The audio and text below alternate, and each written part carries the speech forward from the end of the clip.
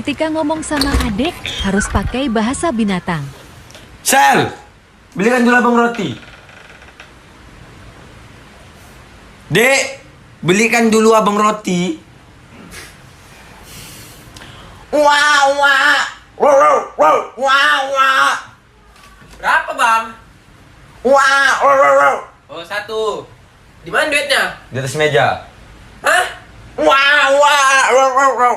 Oke, sabar ya. Ya. Dulu ya. Ya. Ya gitu ngomong sama adikku memang harus pakai